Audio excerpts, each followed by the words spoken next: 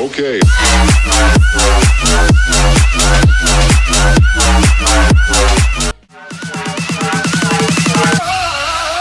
Okay.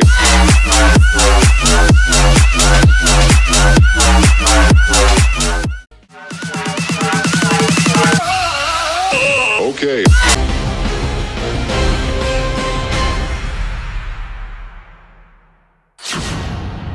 नमस्कार, स्वागत है आपका 10 न्यूज में और दिन भर की तमाम खबरों के साथ मैं हूं आरती सिंह। आगे बढ़ने से पहले आइए नजर डालते हैं आज की खास खबरों पर।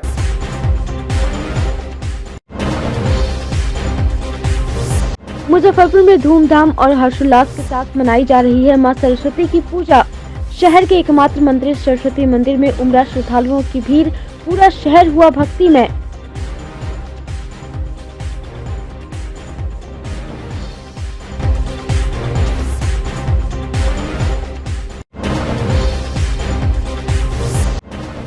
जमीनी विवाद में अपने ही सगे भाई को बम से उड़ाकर मारने की थी साजिश।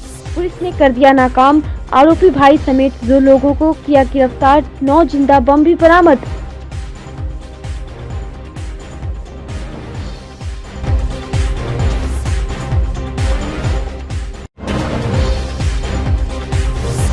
और मामूली विवाद में खूनी झड़प, 2 युवक को लगी चाकू, स्थिति गंभीर।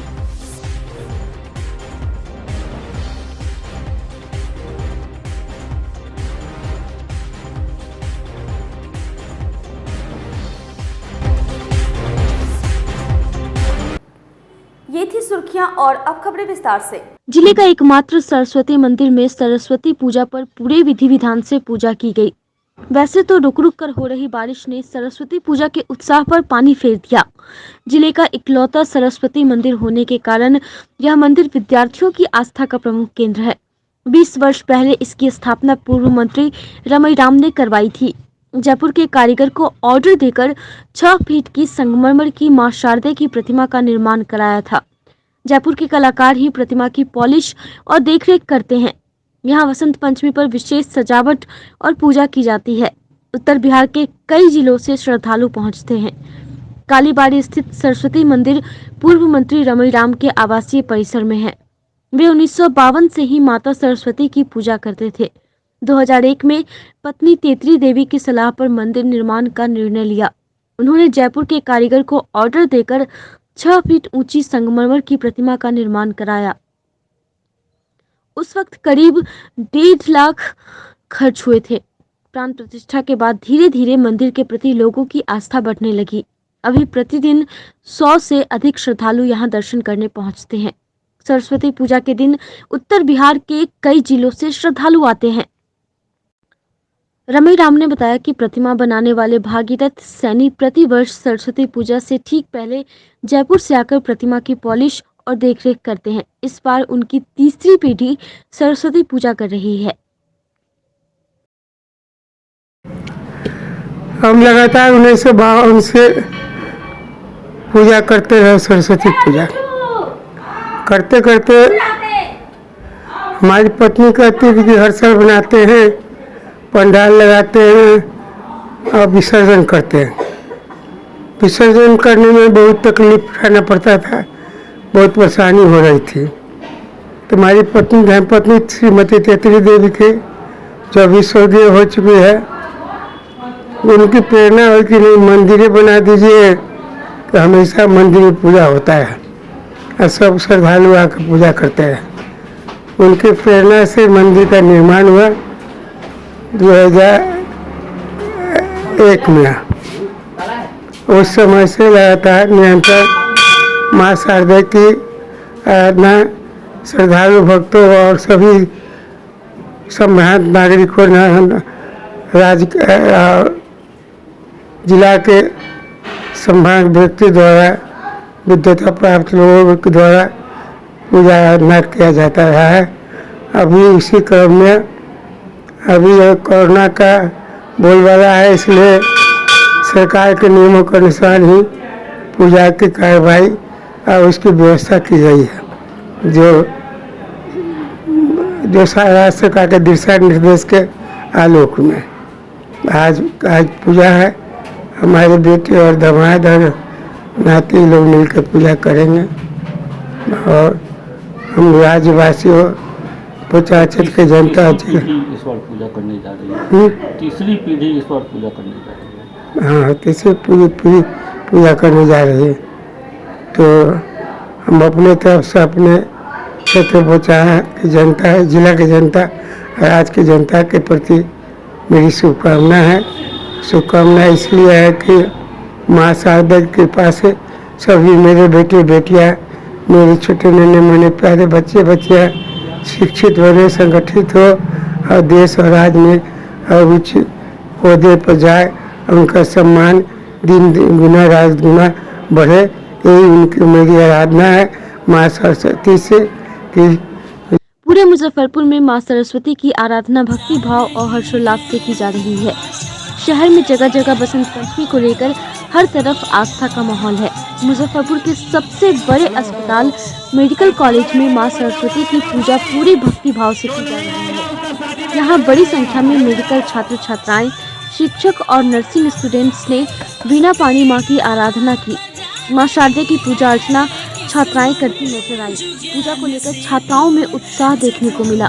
छात्राएं डीजे की धूम पर थिरकती भी नजर आईं। बस अभी आए थोड़ा देर पूजा वूजा देखे और अभी फोटोज ले रहे हैं। अभी चेक मतलब अच्छा लग रहा है, प्रणाम करने आए। बहुत एंजॉय कर रहे हैं, लास्ट साल है इसलिए। बाय। बहुत बढ़िया, बहुत एंजॉय किया, बहुत अच्छा लग रहा है। क्या हुआ यार? बहुत फेस्ट लगा है, फेट लगा है, सब बहुत अच्छा हुआ है। ठीक है, बाय। बहुत अच्छा लग रहा है। आज बहुत सारा फंक्शन हुआ है, बहुत अच्छा लग रहा है हम लोग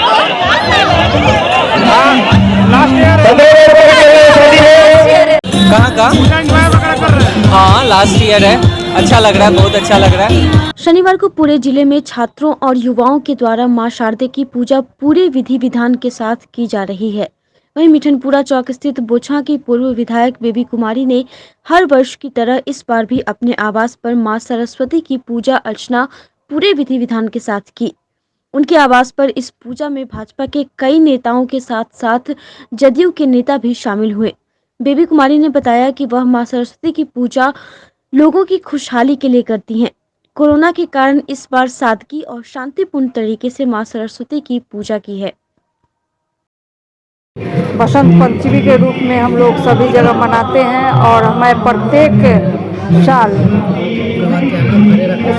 माँ सरस्वती जी की अपने आवास पर बैठाती हूँ और श्रद्धा पूर्वक मैं मनाती हूँ और यही माँ सरस्वती से आराधना करती हूँ कि हे माँ सरस्वती, सभी के घर में बच्चे खुशहाल हो, शिक्षित बने और मैं अपने बोचहा के जनता के साथ साथ पूरे देश की जनता को माँ सरस्वती से यही आराधना करते हैं, सुख समृद्धि आए और फले फूले और कोरोना से मुक्त पूरा भारत हो।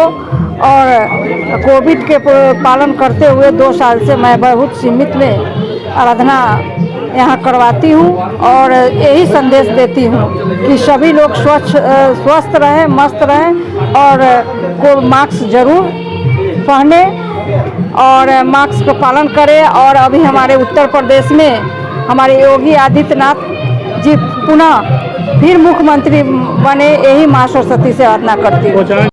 वसंत पंचमी सरस्वती पूजा के अवसर पर एक प्रयास मंच की ओर से पुरानी गुदरी बहलखाना रोड स्थित मंच के कार्यालय में मां सरस्वती की पूजा अर्चना की गई। साथ ही शिक्षा जागरूकता को लेकर स्लम बस्ती और जरूरतमंद बच्चों के बीच पठन पाठन सामग्री का वितरण किया गया। मौके पर मंच के संस्थापक संजय रजक सहित काफी संख्या में लोग मौजूद थे। एक प्रयास मंच के द्वारा पुरानी गुदरी बहलखाना रोड स्थित एक प्रयास मंच कार्यालय में बसंत पंचमी के अवसर पर सरस्वती पूजा कार्यक्रम का आयोजन किया गया। शिक्षा के बिना मनुष्य का जीवन अधूरा है, इसलिए प्रत्येक व्यक्ति को शिक्षित होना बहुत ही जरूरी है और एक शिक्षित व्यक्ति ही राष्ट्र निर्माण में सहयोग कर सकते हैं। और आज विद्या के देवी, शिक्षा की देवी माँ सरस्वती के पूजा के अवसर पर कार्यालय में सभी बच्चों ने माँ सरस्वती के चित्र पर पुष्प अर्पित कर सशक्त नमन किए। साथ ही बच्चों के बीच पठन सामग्री वितरण किया गया और मंच के द्वारा लगातार शहर में शिक्षा के प्रति जागरूकता अभियान, पठन सामग्री वितरण कार्यक्रम का आयोजन किया जाता है और आगे भी किया जाता रहेगा। उद्देश्य ये है कि सभी लोग पढ़े, सभी बढ़े और ये भी बच्चे पढ़े और अपने साथ अपने परिवार समाज का नाम रोशन कर सके। संजय जिले में शहर से लेकर ग्रामीण क्षेत्रों तक में बसंत पंचमी के अवसर पर मां शारदे की पूजा जगह जगह पर की गई। रामबाग माई स्थान में हर वर्ष की तरह इस बार भव्य तरीके से पूरे विधि विधान के साथ मां शारदे की आराधना की गई। वहीं कलमबाग चौक पर छात्रों के द्वारा मां शारदे की पूजा की गई। खबड़ा के नवल किशोर नगर में भी छात्रों के द्वारा मां शारदे की पूजा की गई।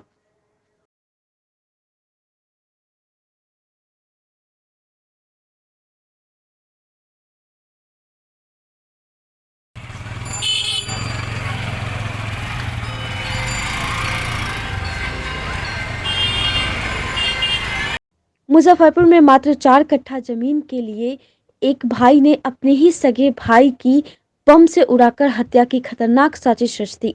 घटना कथैया थाना इलाके के रामपुर भेड़ियाही गांव की है। अक्सर आपने सुना होगा कि जमीनी विवाद में हत्या पिस्टल या चाकू से होती है, लेकिन एक भाई की बम से उड़ा देने की साजिश थी। कथैया पुलिस ने गुप्त सूचना के आधार पर शुक्रवार देर रात छापेमारी की। हिस्ट्री शीटर रह चुके रामनरेश सहनी के घर से 9 केन बम बरामद किया। मौके से उसे गिरफ्तार कर लिया गया। उसकी निशानदेही पर पारू के रामनाथ ठाकुर को भी गिरफ्तार किया गया। इसी से रामनरेश ने 15,000 रुपए में बम खरीदा था। पूछताछ करने पर पता लगा कि इस बम से उसने अपने भाई रमेश सहनी की हत्या करने की साजिश रची थी। बम को फिलहाल पानी में डाल दिया गया है। बम स्क्वाड की टीम ने इसे डिफ्यूज किया था। टिफिन में बारूद और अन्य विस्फोटक सामग्री मिलाकर बम तैयार किया गया है। दोनों ने मिलकर डकैती की भी साजिश रची थी। रामनरेश वर्षों से अपराध की दुनिया में रहा है। कई बार जेल भी जा चुका है। बम बनाने की कला में वह माहिर है। उसने ये बम तैयार किया था और अपने घर में ही रखा था। एक बम का अनुमानित वजन 250 से 300 ग्राम बताया गया है। अगर बम फटता तो इसके धमाके से काफी बर्बादी होती, जान भी जा सकती थी, लेकिन समय रहते पुलिस ने बड़ी घटना होने से टाल दिया। रखे थे झंझट हुआ था, खेत बाड़ी के लिए झंझट। बम कला लाए थे? बम खेत बाड़ी के लिए झंझट। किसको मारना था? भाई को? भाई जी 5 साल से हमारा जी दखल किया है जमीन, उसी को मारना था। मार देते उसको।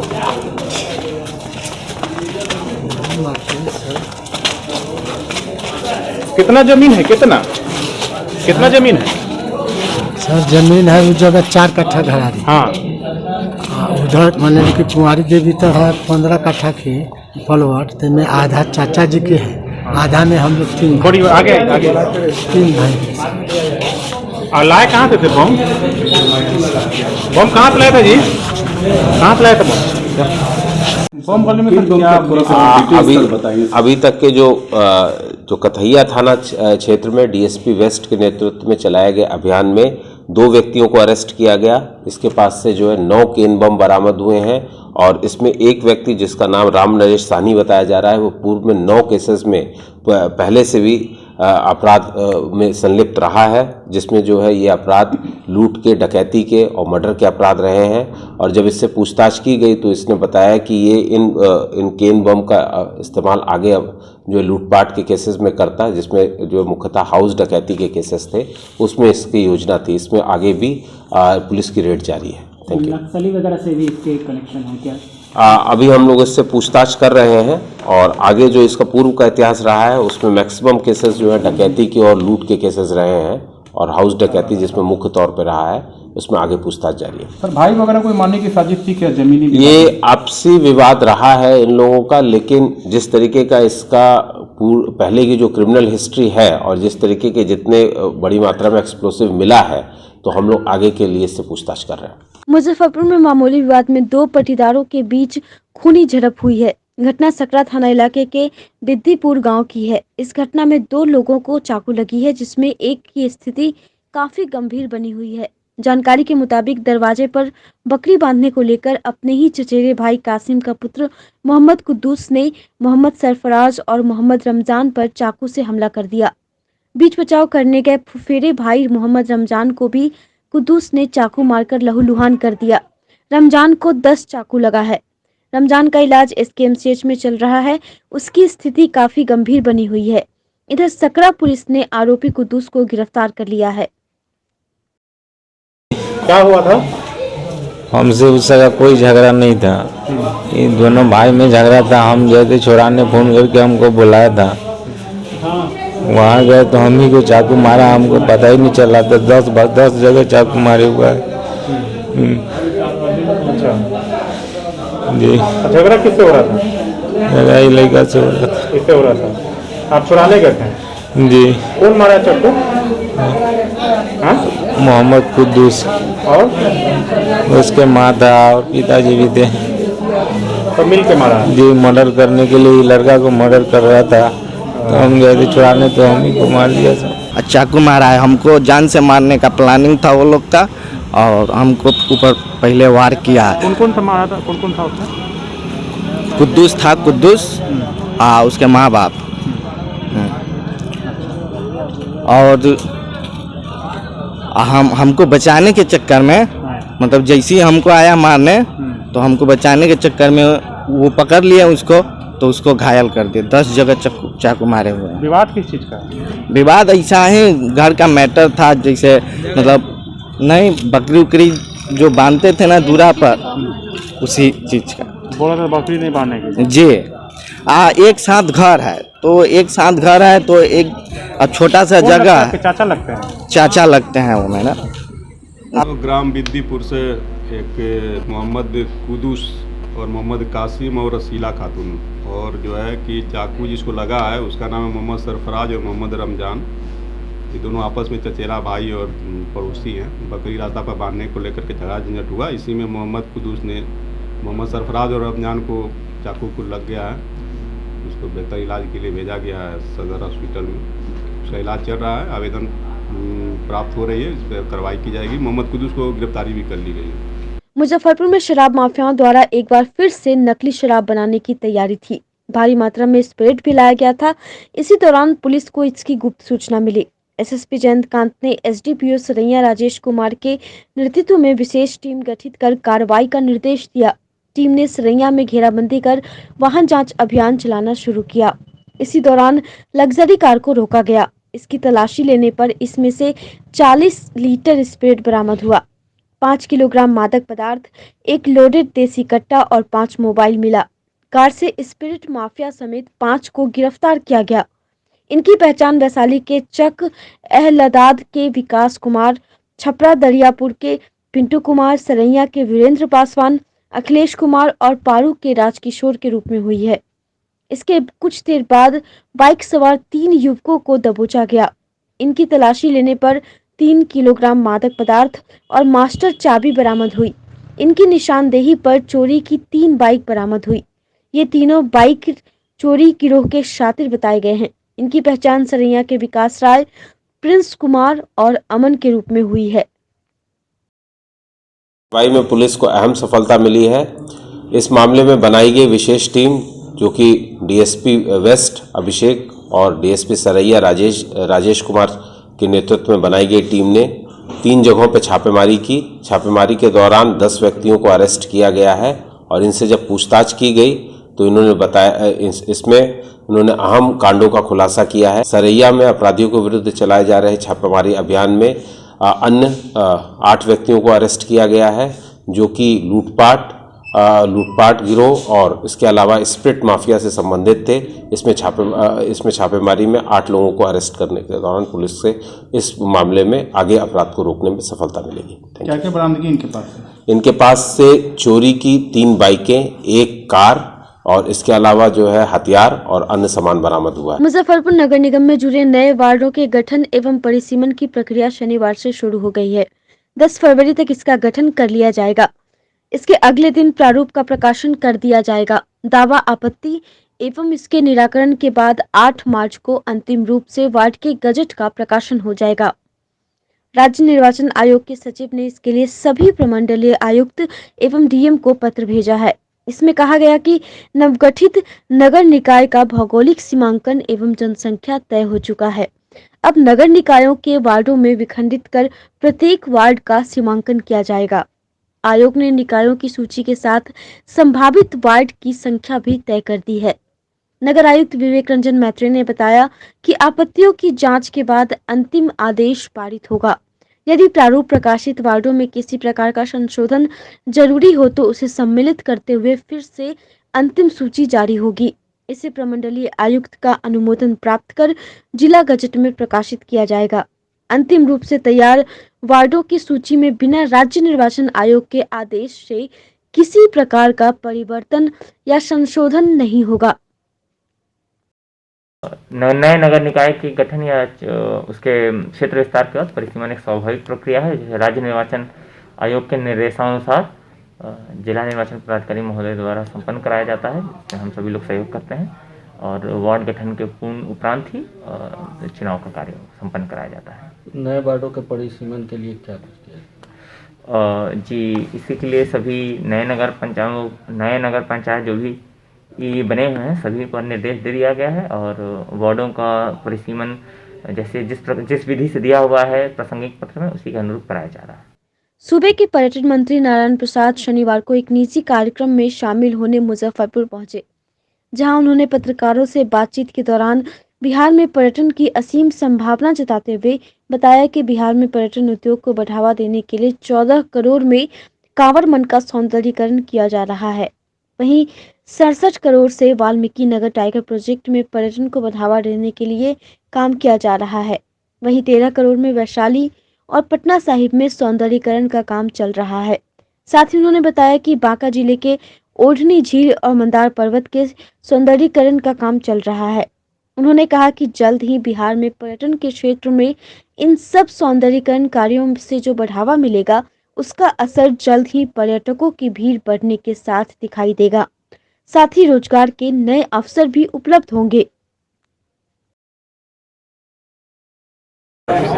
मैंने इसके विषय में बता दिया कि बोधगया, गया, राजगीर, पटना, वैशाली, मुजफ्फरपुर जोड़ते हुए सीतामढ़ी और इधर पश्चिमी चंपारण में आपको वाल्मीकि नगर से लेकर और वहाँ जितने भी पुराने हमारे शिव मंदिर हैं, हमारे आपका झील है, जो झील है उसमें भी पर्यटन की दिशा में हम लोग काम करना शुरू किए हैं। 14 करोड़ अभी मुंगेर में नदी में अभी 15 करोड़ का हमने जो सो स्वीकृति प्रदान किया है। 14 करोड़ का अमवा मन में किया है।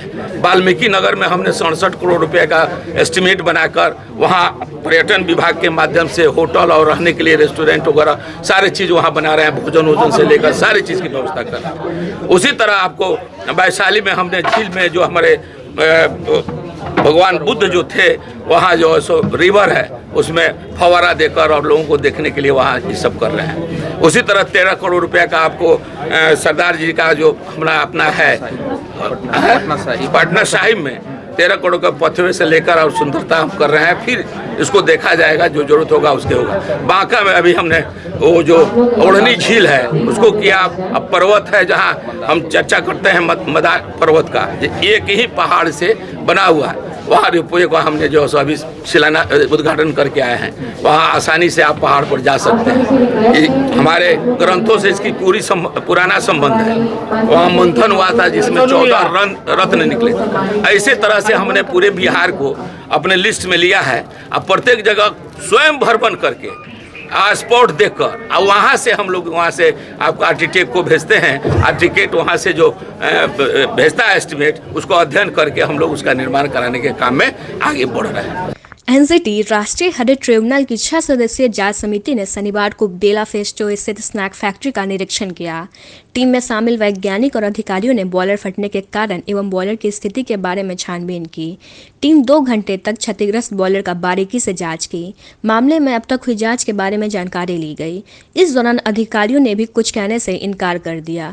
आपको बता दें कि स्नैक फैक्ट्री संचालन द्वारा बॉयलर संचालन के लिए राज्य प्रदूषण नियंत्रण बोर्ड से CTO यानी कि बॉयलर संचालन के लिए अनुमति पत्र नहीं लिया था।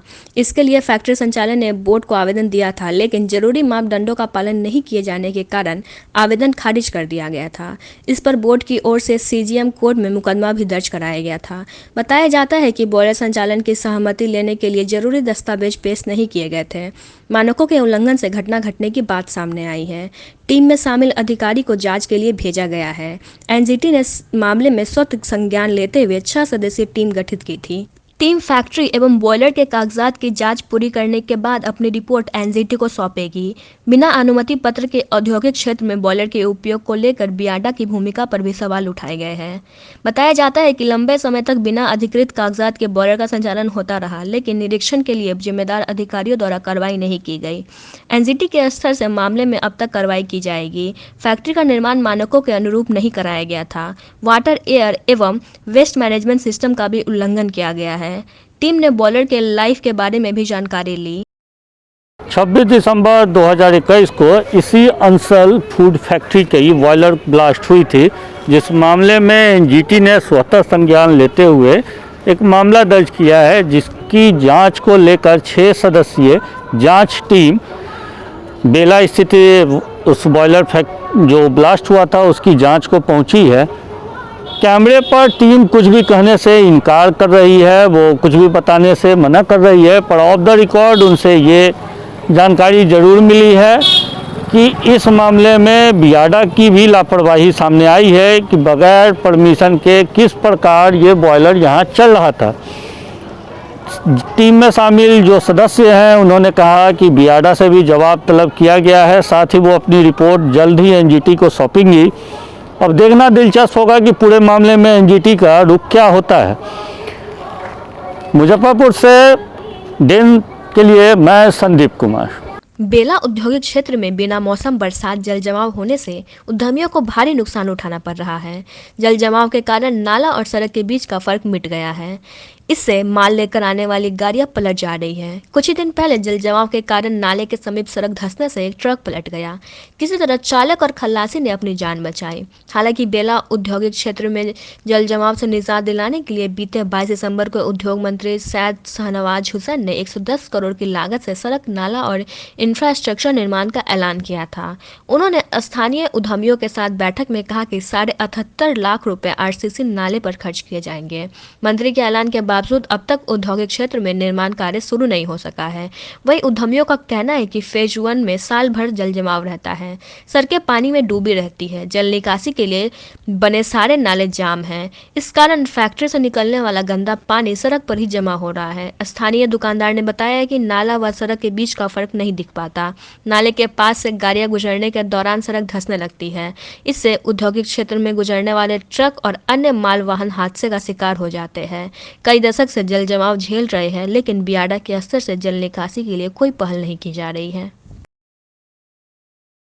इतना परेशानी है। आज जब बरसात गिरेगा तो क्या परेशानी होगा? क्या कारण है पानी लगने का? इनसे 2 आदमी भी मर गया था, सुने थे हम लोग, हम तो बाहर के हैं। इसे सुने कि क्या कारण है? नाला वाला सब सही नहीं है, इसका व्यवस्था कोई सही नहीं है। और सड़क की स्थिति भी सड़क अभी तो बंद है, कहीं टूटा हुआ है, कहीं नाला है। आदमी डर लगता है किधर से हम देखा घूम के भागा है वहाँ से।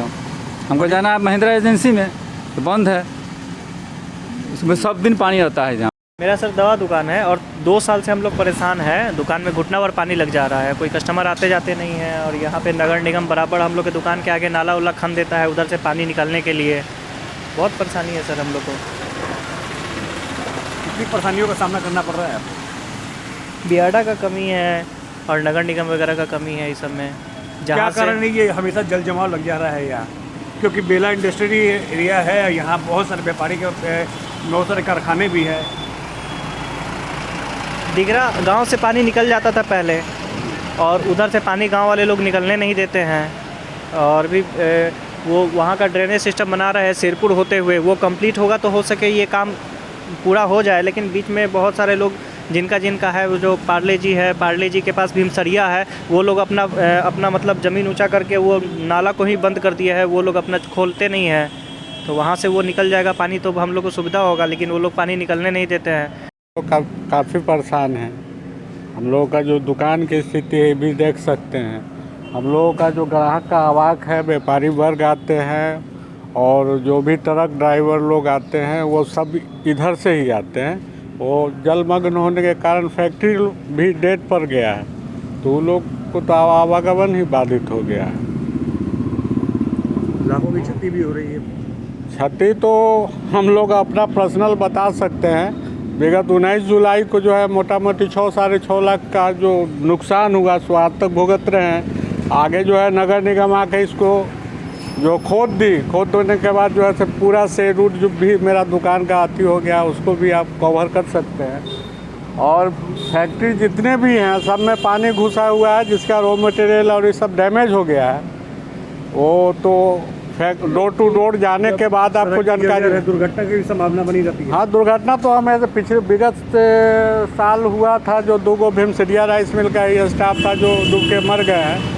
और मोटरसाइकिल से ऐसे गिरते पड़ते रहते हैं जिससे जो अपने आप को चले जाते हैं, उसी कोई तो गणना नहीं। मौसम बरसात में इतना पानी है तो बारिश के समय तो और बुरी। हाँ, अभी तो जब इसके भी संदर्भ में हमने इंजीनियर और से कंप्लेन की तो उन्होंने बताया कि आइडा द्वारा जो है नाला का निर्माण किया जा रहा है, जिसके कारण जो है सो पानी इसमें आ रहा है। ऑनलाइन फूड डिलीवरी ऐप छोटू लाल का उद्घाटन पर्यटन मंत्री नारायण प्रसाद ने किया। शनिवार को आयोजित उद्घाटन समारोह में पर्यटन मंत्री ने कहा कि बिहार पर्यटन के क्षेत्र में अग्रणीय हो और आने वाले हर पर्यटन को सुविधा मिले, उसमें भी छोटू लाल सेवा की महत्वपूर्ण भूमिका होगी। छोटू लाल ऐप को शुभकामनाएं देते हुए मंत्री ने कहा कि इसके माध्यम से रोजगार भी उपलब्ध होगी। मौके पर उपस्थित साहित्यकार डॉक्टर संजय पंकज ने अपनी शुभकामनाएं देते हुए विश्वास जताया कि छोटू लाल की सेवा तीव्र और विश्वसनीय होगी।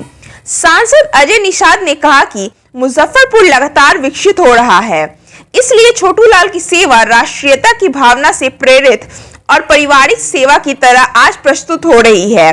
समारोह में पधारे अतिथियों का स्वागत पुष्पगुच्छ, शॉल और स्मृति चिन्ह देकर किया गया। छोटू लाल ऑनलाइन फूड ऐप के निर्देशक डॉक्टर राजीव कुमार, शत्रुघ्न चौरसिया और अविनाश तिरंगा उर्फ ऑक्सीजन बाबा ने कहा कि हमारी सेवा आपके विश्वास पर खरा उतरे, इसकी पूरी कोशिश रहेगी। सभी ने सामूहिक रूप से दीप प्रज्वलित कर समारोह का शुभारंभ किया। इस अवसर पर भाजपा जिला अध्यक्ष रंजन कुमार, डॉक्टर एचएन भारद्वाज और पंडित विनय पाठक, सोनू सिंह सहित कई अन्य गण्यमान्य लोग मौजूद रहे। अविनाश तिरंगा उर्फ ऑक्सीजन बाबा ने बताया कि छोटू लाल ऐप से ऑर्डर देने पर पुरस्कार रूप हर ऑर्डर पर 100 रुपए से लेकर बुलेट मोटरसाइकिल तक प्रदान करने की योजना है। साथ ही हर ऑर्डर पर हॉबीवेल्स आइसक्रीम उपहार में उपलब्ध कराई जाएगी। वसंत पंचमी से होली तक यह व्यवस्था रहेगी। आगे भी हम अपने ग्राहकों और उपभोक्ताओं को उपहार की सुविधा उपलब्ध कराते रहेंगे। उद्घाटन के अवसर पर सैकड़ों लोग छोटू लाल ऑनलाइन फूड डिलीवरी ऐप से जुड़े। उद्घाटन अवसर पर रंगारंग सांस्कृतिक कार्यक्रम भी प्रस्तुत किया गया।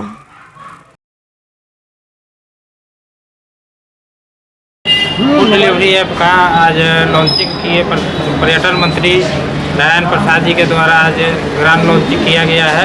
आज से हमारा ऐप ऑर्डरिंग के लिए तैयार है और ऑर्डरिंग मिल भी रहा है। अभी तक के रिपोर्ट के अनुसार 340 ऑर्डर हो चुका है और काफ़ी लोगों में उत्साह है। पूरे शहर को धन्यवाद। मुजफ्फरपुर का सहयोग चाहिए।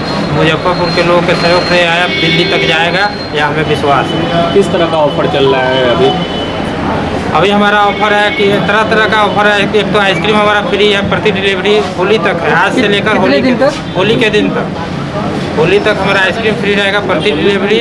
उसके अलावे जो भी उनको भाग्य में है 100 रुपये से लेकर बुलेट मोटरसाइकिल तक मिलना है, वो भी चल रहा है ऑफर। और इसके अलावे भी 50% का डिस्काउंट चल रहा है, जो अभी लगातार कुछ न कुछ प्रतिदिन चेंज होते रहेगा, वो ऐप पर ही दिखेगा। डिलीवरी का क्या डिस्टेंस है, दूरी है? 10 किलोमीटर के एरिया में डिलीवरी हो रहा है, जो कि नगर निगम का जो नया क्षेत्र बना है उस क्षेत्र के अंदर में ही। सुविधा कैसा दिया जाएगा, किस तरीके से? सुविधा हमारा एकदम तुरंत ऑर्डर किए और कोशिश होगा कि गर्म खाना आप खाइए, इसीलिए आप ऑर्डर करते हैं घर बैठे कि हमको जाने आने में दिक्कत ना हो और समय बचे और गर्म खाना मिले। तो हमारा प्रयास है कि जितना जल्द हो आपके ऑर्डर को आप तक। डिलीवरी चार्ज भी कुछ लिया जाएगा? वो तो नॉर्म्स है, नॉर्म्स के हिसाब से अभी फ्री चल। ये आत्मनिर्भर भारत का एक नमूना है।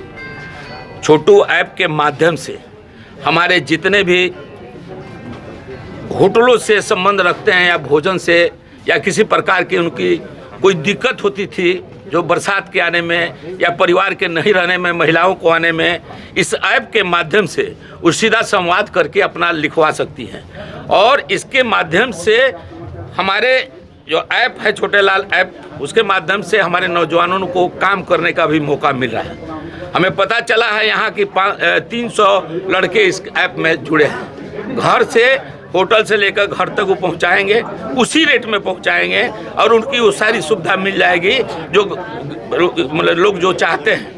जितने भी गरीब तबका के हैं या मझोल हैं या बड़े हैं, उनकी ज़रूरत है उसको वहाँ तक पहुँचाया जाएगा। इस ऐप को बनने से देशवासियों को आत्मनिर्भर बनने का मौका मिलेगा। ऐसा होता रहा है तो बहुत अच्छी, जल्दी हम लोग आत्मनिर्भर भारत बना लेंगे। वसंत पंचमी के अवसर पर शुक्रवार को भूमियार ब्राह्मण सामाजिक फ्रंट ने समारोह आयोजित कर सदस्यता अभियान की शुरुआत की।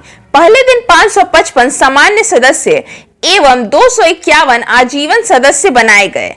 खबरा स्थित एक निजी सभागार में सदस्यता अभियान का शुरुआत संगठन के अध्यक्ष पूर्व मंत्री सुरेश शर्मा एवं कार्यकारी अध्यक्ष सह पूर्व मंत्री अजीत कुमार ने संयुक्त रूप से दीप प्रज्वलित कर किया।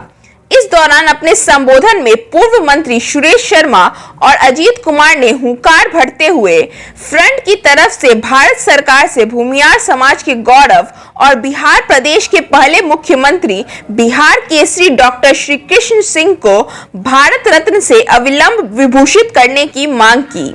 उन्होंने कहा कि इस दिशा में त्वरित निर्णय हो, अन्यथा भूमियार ब्राह्मण सामाजिक फ्रंट जन आंदोलन करेगी। वहीं उन्होंने बिहार के राजनीतिक दलों को चेतावनी देते हुए कहा कि हमारा समाज बंधुआ मजदूर नहीं है, जो हमें भागीदारी व सम्मान देगा हम उसी के साथ रहेंगे। कार्यक्रम के अंत में फ्रंट के दिवंगत सदस्य संजीव कुमार ओझा उर्फ महंत जी के प्रति 2 मिनट का मौन रखकर श्रद्धा सुमन अर्पित किया गया। भूमिहार ब्राह्मण सामाजिक फ्रंट के द्वारा मां शारदे को नमन करते हुए फ्रंट अपना आज से राज्यव्यापी सदस्यता अभियान शुरू किया है। इसी क्रम में मुजफ्फरपुर में ये अभियान आज हम लोगों ने श्री गणेश किया है। 51 आजीवन सदस्य अभी तक बन चुके हैं और ये पूरे दिन हमारा अभियान चलेगा और लगभग 500 सामान्य सदस्यों ने रसीद लिया है, रसीद कटाया है। मेरा मुख्य उद्देश्य है कि हमारा समाज जो बिखरा हुआ है उसको संगठित करना है और संगठित करके ये समाज सभी के लिए उपयोगी साबित हो, इसके लिए हम लोग प्रयास कर रहे हैं। और जहाँ तक हमारे अध्यक्ष ने स्वर्गीय श्री कृष्ण सिंह जो हमारे फ्रंट के आदर्श हैं, उनके लिए भारत सरकार से भारत रत्न की उपाधि देने की मांग की है। मैं इसका पुरजोर समर्थन करते हुए हम भी भारत सरकार से मांग करते हैं कि जिस तरह आप अन्य विभूतियों को भारत रत्न से नवाजा है, श्री बाबू को भी भारत रत्न से आप नवाजिए। और जहां तक मेंबरशिप अभियान का सवाल है, हमारा आज से पूरे प्रखंड गांव-गांव में सदस्यता अभियान चलेगा और इस सदस्यता अभियान के माध्यम से अपने समाज के अंतिम व्यक्ति तक हम अपना संवाद करेंगे और कुल मिलाकर पुरखों के विरासत को पुनर्स्थापित करने के उद्देश्य से चलाए जा रहे इस कार्यक्रम, इस अभियान और इस फ्रंट को मजबूत करेंगे और समाज के सभी वर्ग को पूर्व की भांति पुरखों ने जैसे नेतृत्व करने का काम किया, उसी तरह हम भी नेतृत्व करेंगे, उनको मदद करेंगे। हम संगठित होकर समाज का निर्माण करेंगे। और सबसे बड़ी बात कि जो भी सामाजिक रूप से और राजनीतिक रूप से जो लोग भी हमें कमज़ोर करने का प्रयास किए हैं, हम संगठित होकर उनको ये भी संवाद देने का काम करेंगे कि अब आप हमारी उपेक्षा नहीं कर सकते हैं। अब हमारा फ्रंट का स्टैंड है कि ना कहू से दोस्ती ना कहू से बैर। इस फार्मूले पर जो पॉलिटिकली हमें सम्मान देगा हम उसका साथ देंगे, चाहे वो कोई दल कोई पार्टी रहे। हम किसी का पिछलग्गू नहीं है और आगे भी नहीं रहेंगे। इसी संकल्प के साथ फ्रंट आगे बढ़ रहा है और ये सदस्यता अभियान पूरे राज्य में जोर शोर से चलेगा। इस वर्ष में हम 1.5 लाख का मिनिमम टारगेट बनाए हैं। यह ज़्यादा भी हो सकता है, लेकिन 1.5 लाख हमको निश्चित तौर से वह बनेगा। इसके लिए आज माँ शारदे को पूजा के बाद यह अभियान आज शुरू किया गया है और यह पूरे बिहार के अंदर ये अभियान अभी चल रहा है।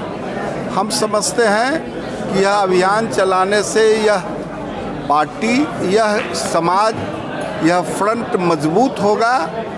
इस आशा के साथ आज बसंत पंचमी की सभी लोगों को, पूरे बिहारवासी, पूरे समाज के लोगों को हम लोग धन्यवाद देते हैं, शुभकामना देते हैं। और हमने ये भी कहा है कि आज के दिन पार्लियामेंट चल रहा है। जब आज़ादी मिली थी तो देश के अंदर 3 आदमी को प्रधानमंत्री बनाया गया था। बिहार के प्रधानमंत्री स्वर्गीय डॉक्टर श्री कृष्ण सिंह को बनाया गया था प्रधानमंत्री। बाकी दोनों आदमी को भारत रत्न मिल गया है। जब समाज का संगठन बनता है तो संगठन किस बात के लिए बनाया जाता है? समाज को सुधारने और समाज को संगठित करके समाज के विकास के लिए।